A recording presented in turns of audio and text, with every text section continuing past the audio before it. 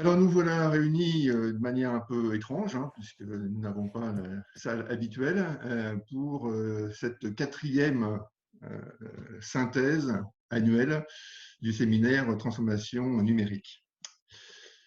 Cette année, nous avons une dizaine d'orateurs, d'orateurs et d'oratrices bien sûr, qui sont venus nous parler de cas tout à fait remarquables. Et donc, je ne vais pas les détailler à cet instant, on aura largement le temps d'y revenir. Ce que vous allez entendre, voir, c'est une lecture transverse qui n'engage que moi. C'est moi qui ai participé à toutes ces réunions. Voilà un petit peu sur l'exercice imposé d'une heure, la manière dont je peux restituer les choses. Ça ne vous incite pas à ne pas consulter les comptes rendus, les excellents comptes rendus de l'École de Paris. Au contraire, et j'espère que ça aura comme effet de vous inciter à aller en lire certains, voire tous. Alors, si je reviens sur les 10 participants, les 10 orateurs, oratrices, il y a à peu près tout type d'entreprise.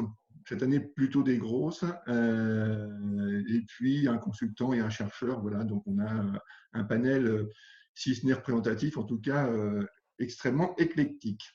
Alors, permettez-moi un petit avant-propos. J'aime bien faire de la rétroprospective. Vous savez qu'on dit souvent ce qui va se passer dans le futur et puis personne ne fait le retour de ce qui s'est vraiment passé.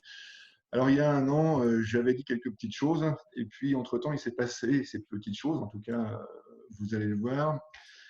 Vous avez vu ces derniers temps qu'effectivement, il commence à se passer des choses un peu compliquées pour Uber, notamment avec cet arrêt de la Cour de cassation qui considère en gros que la plupart des soi-disant indépendants travaillant pour la plateforme pourraient justifier d'être qualifiés en salariés.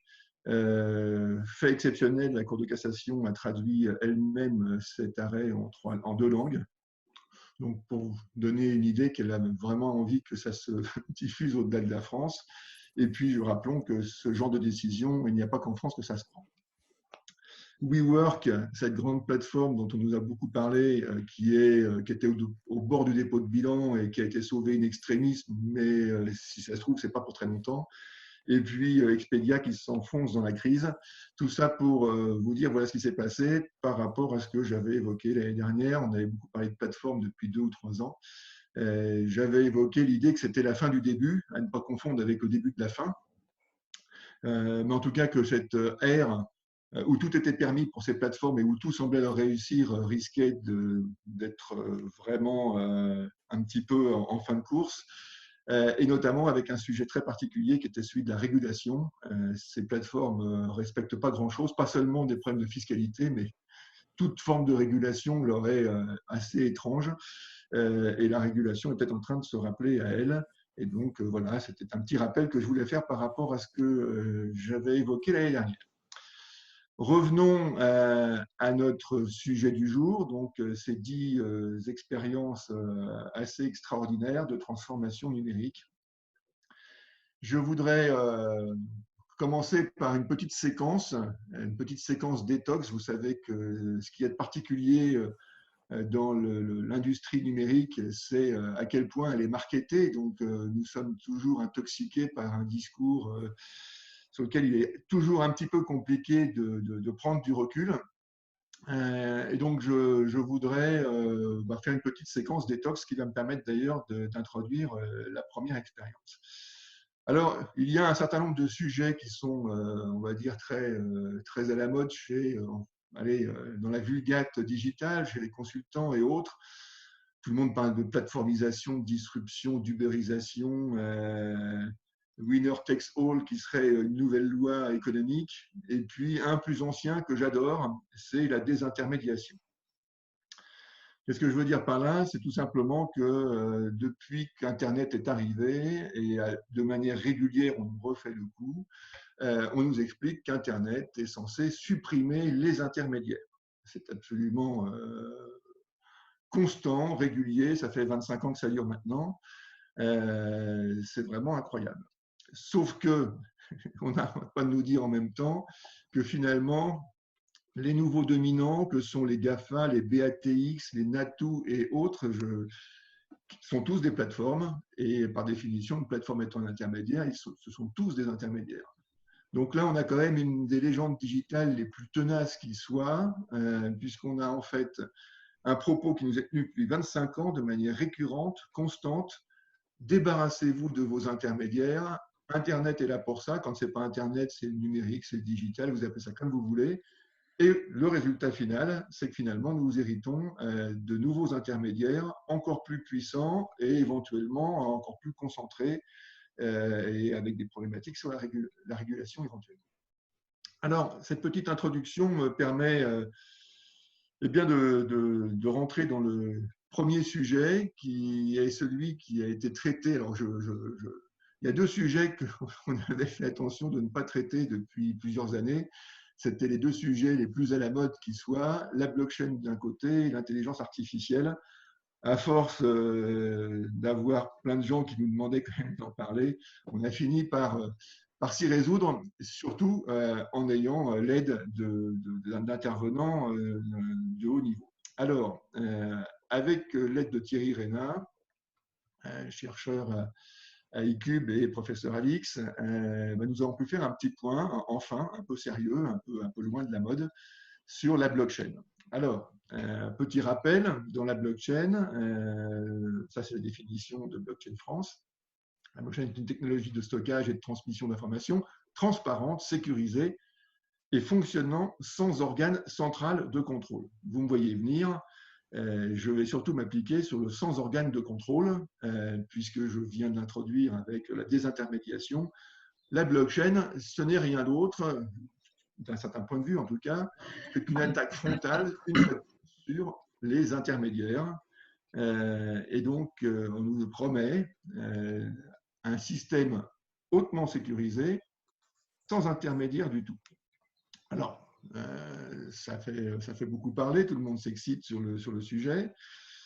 Et il fonctionne, pour faire court, sur le concept de proof of work, qui est un dispositif, je vous incite à lire le compte-rendu de Thierry Reynard, qui est très explicite sur la question, et qui garantit à la fois la sécurité et à la fois cette notion de sans intermédiaire qui est quand même un petit peu discutable. Elle est d'autant plus discutable que Thierry Reynard nous l'a expliqué. Alors, ce n'est pas son chiffre à lui, je crois que son chiffre est même encore un peu plus élevé.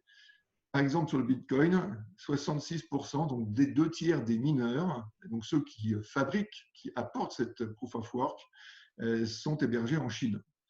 Alors aujourd'hui, on peut enfin commencer à mettre en débat les questions de localisation stratégique, avec ces histoires de masques et de médicaments. On commence à avoir un débat qui devient de plus en plus intéressant. Jusqu'à présent, ça ne semblait pas si évident que ça. Comment peut-on dire qu'on est sans organe central si la communauté des gens qui, n'étant pas centralisés, apportent quand même cette preuve, sont tous localisés au même endroit dans des pays qui peuvent poser éventuellement problème en cas de crise particulière? C'est quand même une interrogation qui valait le coup d'être soulevée. Ce qui est très intéressant, c'est que Thierry Reynard nous a absolument expliqué qu'il n'y avait en fait dans la blockchain avec l'usage de la proof of work aucun cas d'usage avéré en matière de business. Compte tenu de l'inefficience du dispositif, finalement, il y avait non seulement aucun cas d'usage actuel, mais très probablement aucun à venir, à part des cas très, très, très particuliers. Et les cas particuliers, il y avait quand même plein de raisons de penser qu'ils avaient quand même peu de chances d'arriver. Et alors, au final, peut-être des cas vraiment très provisoires, donc pour un usage très, très partiel et très provisoire. Alors, vous allez me dire, il y a une petite difficulté, c'est comment tout le monde peut parler de blockchain s'il y a à ce point aucun cas d'usage. Alors, c'est très, très fréquent dans l'histoire des technologies numériques, c'est qu'on ne parle pas de la même chose. L'explication, elle est toujours là. Tout le monde parle d'un même sujet, mais on ne m'attend pas les mêmes choses derrière. Effectivement, quand les gens disent qu'ils font des usages de la blockchain. Ils le font généralement pas avec la proof of work, mais avec un autre dispositif qui est la proof of stake. Je ne rentre pas à cet instant dans le débat parce que je n'ai absolument pas le temps et ce n'est pas le sujet. Mais à partir du moment où vous n'êtes plus dans la proof of work, en gros, vous êtes en train de transiger soit sur le concept d'absence d'intermédiaire, soit sur la sécurité, soit sur les deux, soit sur un mélange des deux. Petite illustration, ben voilà donc un dispositif dont on nous dit qu'il va vous permettre de vous passer de vos intermédiaires avec une grosse connotation. Vous avez tous lu que donc, la banque va disparaître parce que entre l'intelligence artificielle d'une part et puis la blockchain de l'autre, vraiment il n'y a plus de raison d'être de s'occuper de la banque. Bien là, vous voyez, vous avez un dispositif qui est un dispositif, y compris avec une tarification pour vous garantir tout ça. Donc, voilà, rien de neuf sous le soleil. On revient à des bonnes dispositions classiques informatiques avec des gens qui récupèrent tout le dispositif en utilisant le même terme, mais évidemment avec un dispositif derrière qui n'est absolument pas le même et qui a d'autres qualités. Et pourquoi pas, sauf qu'il ne correspond pas exactement à ce que à la promesse, à savoir hautement sécurisé et ne dépendant d'aucun organe central. Vous voyez bien que là, il y a quelqu'un qui se propose d'organiser cette absence d'organe central. C'est quand même une notion un peu particulière. Autrement dit, la blockchain est une techno dont on nous dit qu'elle est sans intermédiaire, et en fait, ben, on est peut-être devant la présence d'un nouvel avatar de la légende numérique que j'aime tant, à savoir la désintermédiation. La désintermédiation, ça n'existe pas. Moi, je n'ai pas d'exemple, je ne connais pas, qui ne soit suivi d'une réintermédiation par un autre type d'intermédiaire, sans doute. Et donc, ça nous pose la sempiternelle question, à qui profitent les révolutions? Je vous renvoie évidemment à la ferme des animaux.